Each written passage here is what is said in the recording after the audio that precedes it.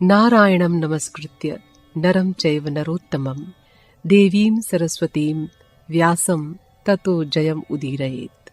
अंतर्यामी नारायण स्वरूप भगवान श्री कृष्ण और उनके सखा नररत्न अर्जुन, उनकी लीला प्रकट करने वाली भगवती सरस्वती और उसके वक्ता भगवान व्यास को नमस्कार करके आसुरी संपत्तियों का नाश करके अंतःकरण पर विजय प्राप्त कराने वाले महाभारत का पठन और श्रवण करना चाहिए। नमस्कार, चलिए शुरू करते हैं आज की कथा।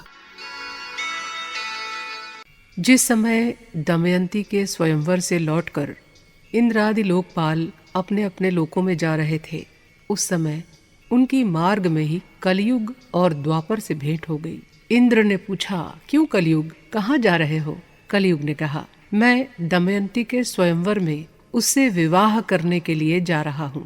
इंद्र ने हंसकर कहा, अजी, वो स्वयंवर तो कब का पूरा हो गया। दमयंती ने राजा नल को वरण कर लिया, हम लोग ताकते ही रह गए। कलयुग ने क्रोध में भरकर कहा, ओह, तब तो बड़ा अनर्थ हुआ।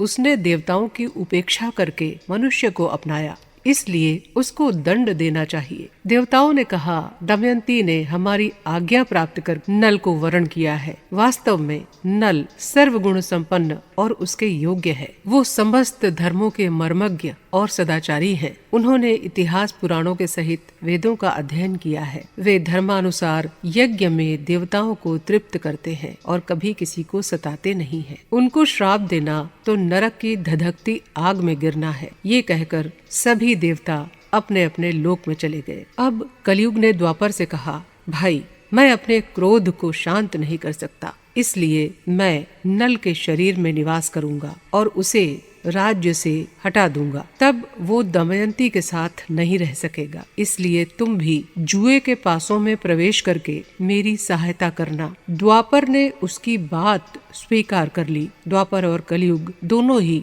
नल की राजधानी में आ बसे। 12 वर्ष तक वे इस बात की प्रतीक्षा करते रहे कि नल में कोई दोष दिखाई पड़ जाए। एक दिन राजा नल संध्या के समय लघुशंका से निवृत्त होकर पैर धोए बिना ही आचमन करके संध्या वंदन करने बैठ गए। यह अपवित्र अवस्था देखकर कलयुग उनके शरीर में प्रवेश कर गया। साथ ही दूसरा रूप धारण करके वो नल के भाई पुष्कर के पास गया और बोला, तुम नल के साथ जुआ खेलो और मेरी सहायता से जुए में राजा नल को जीतकर निषद देश का राज्य प्राप्त करो।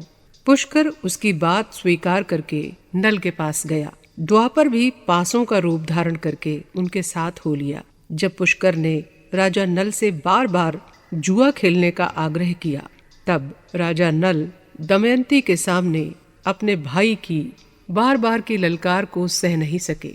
उन्होंने उसी समय पासे खेलने का निश्चय कर लिया। उस समय नल के शरीर में कलयुग का प्रवेश था, इसलिए राजा नल दांव में सोना, चांदी, रथ, वाहन आदि जो कुछ लगाते वो हार जाते। प्रजा और मंत्रियों ने बड़ी व्याकुलता के साथ राजा नल से मिलकर जुए को रोकना चाहा और आकर फाटक के सामने खड़े हो गए। उनका अभिप्राय जानकर द्वारपाल रानी दमयंती के पास गया और बोला कि आप महाराज से निवेदन कर दीजिए। आप धर्म और अर्थ की तत्वज्ञ हैं। आपकी सारी प्रजा आपका दुख सह्य न होने के कारण दरवाजे पर आकर खड़ी है। दमयंती स्वयं दुख के मारे दुर्बल और अचेत हुई जा रही थी। उसने आंखों में आंसू भरकर गदगद कंठ से महाराज से निवेदन किया, स्वामी, नगर की राजभक्त प्रजा और मंत्रिमंडल के लोग आपसे मिलना चाहते हैं। आप उनसे मिल लीजिए। परंतु नल कलयुग का आवेश होने के कारण कुछ भी नहीं बोले। मंत्रिमंडल और प्रजा के लोग शोकग्रस्त होकर लौट गए। पुष्कर और नल में कई महीनों तक जुआ होता रहा तथा राजा नल बराबर हारते चले गए। सारा धन हाथ से निकल गया। जब दमयंती को इस बात का पता चला, तब उसने बृहत सेना नाम की धाय से राजा नल के सारथी वार्ष्णेय को बुलवाया और उससे कहा, सारथी, तुम राजा के प्रेम पात्र हो। अब ये बात तुमसे छिपी नहीं है कि महाराज बड़े संकट में हैं। इसलिए तुम घोड़ों को रथ में जोड़ लो और मेरे दोनों बच्चों को रथ में बैठाकर कुंडिन नगर में मेरे पिता के घर ले जाओ। तुम रथ और घोड़ों को भी वहीं छोड़ देना। तुम्हारी इच्छा हो तो वहाँ रहना, नहीं तो कहीं दूसरी जगह चले जाना। सारथी ने दमयंती के कथनानुसार मंत्रियों से सलाह करके बच्चों को कुंडिनपुर में पहुंचा दिया। रथ और घोड़े भी वहीं छोड़ दिए। वहां से पैदल चलकर वो अयोध्या जा पहुंचा और वहीं ऋतुपर्ण राजा के पास सारथी का काम करने लगा। वार्ष्णेय सारथी के चले जाने के बाद पुष्कर ने पासों के खेल में राजा नल का राज्य और धन ले लिया। उसने नल को संबोधन करके हंसते हुए कहा, और जुआ खेलो और खेलोगे, परंतु तुम्हारे पास दांव पर लगाने के लिए अब कुछ बचा नहीं है। यदि तुम दमयंती को दांव पर लगाने के योग्य समझो तो फिर से खेल लो। नल का हृदय फटने लगा। वे पुष्कर से कुछ नहीं बोले। उन्होंने अपने शरीर से सभी वस्त्राभूषण उतार दिए और केवल एक वस्त्र पहन नगर से बाहर निकले। दमयंती ने भी एक साड़ी पहनकर अपने पति का अनुगमन किया। नल के मित्र और संबंधियों को बहुत शोक हुआ। पुष्कर ने नगर में ढिंढोरा पिटवा दिया कि जो मनुष्य नल के प्रति सहानुभूति प्रकट करेगा उसको फांसी की सजा दे दी जाएगी। डर के मारे नगर के लोग अपने राजा नल का सत्कार तक नहीं कर सके। वे राजा नल 3 दिन रात तक अपने नगर के पास केवल पानी पीकर रहे। चौथे दिन उन्हें बड़ी भूख लगी। फिर दोनों फल मूल खाकर वहां से आगे बढ़ गए। एक दिन राजा नल ने देखा कि बहुत से पक्षी उनके पास ही बैठे हुए हैं। उनके पंख सोने के समान दमक रहे हैं। नल ने सोचा कि इनके पंखों से कुछ धन मिलेगा। ऐसा सोचकर वे उन्हें पकड़ने के लिए दौड़ पड़े और अपने पहनने का वस्त्र उनके ऊपर डाल दिया। पक्षी उनका वस्त्र लेकर उड़ गए। अब नल वस्त्रहीन होकर बड़ी दीनता के साथ मुंह नीचे किए खड़े रहे। पक्षियों ने कहा, अरे दुर्बुद्धे, तू नगर से एक वस्त्र पहनकर निकला था। उसे देखकर हमें बड़ा दुख हुआ था। ले, अब हम तेरे शरीर का वस्त्र भी लिए जा रहे हैं।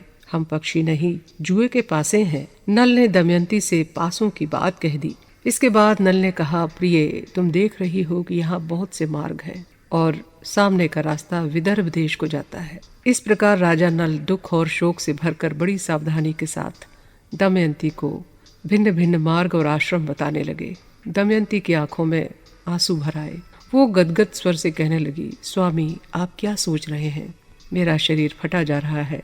आपका राज्य गया, धन गया, शरीर के वस्त्र गए, थके मांदे तथा भूखे प्यासे हैं। क्या आपको इस निर्जन वन में अकेला छोड़कर मैं अकेली कहीं जा सकती हूँ? मैं आपके साथ रहकर आपके दुख दूर करूंगी। दुख के अवसरों पर पत्नी पुरुष के लिए औषध है।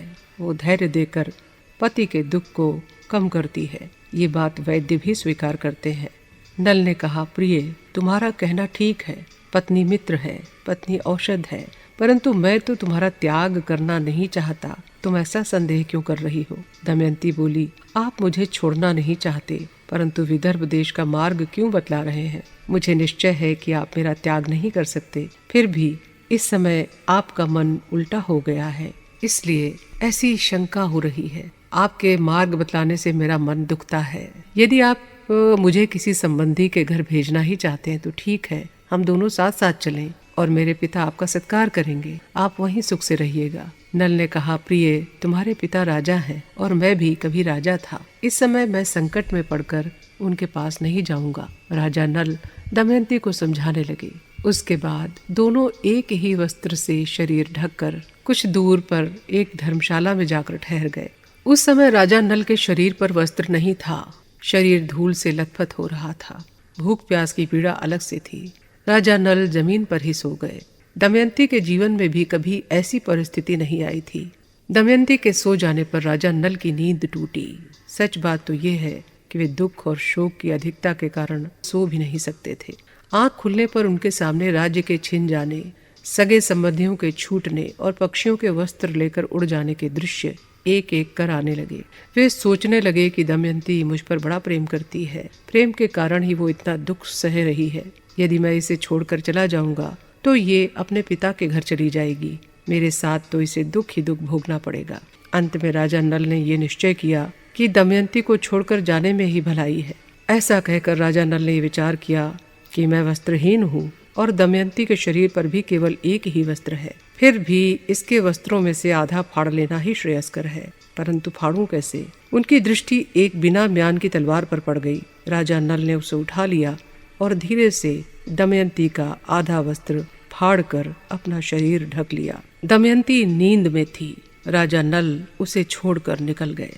थोड़ी देर बाद जब उनका हृदय शांत हुआ तब वे फिर धर्मशाला लौट आए और दमयंती को देखकर रोने लगे। वे सोचने लगे कि आज तक मेरी प्राण प्रिया अंतःपुर के पर्दे में रहती थी, इसे कोई छू भी नहीं सकता था। आज ये अनाथ के समान आधा वस्त्र पहने धूल में सो रही है। प्रिय, तू धर्मात्मा है, इसलिए आदित्य, वसु, रुद्र, अश्विनी कुमार और पवन देवता तेरी रक्षा करें। वे झूले की तरह बार बार धर्मशाला से बाहर निकलते और फिर लौट आते। शरीर में कलयुग का प्रवेश होने के कारण बुद्धि नष्ट हो गई थी, इसलिए अंततः वे अपनी प्राणप्रिया पत्नी को वन में अकेली छोड़कर वहां से चले गए। तो ये थी नल और दमयंती की कथा, जिन्होंने जुए में अपना सब कुछ हार दिया। अब एक और कथा के साथ मिलते हैं अगले एपिसोड में। तब तक के लिए नमस्कार।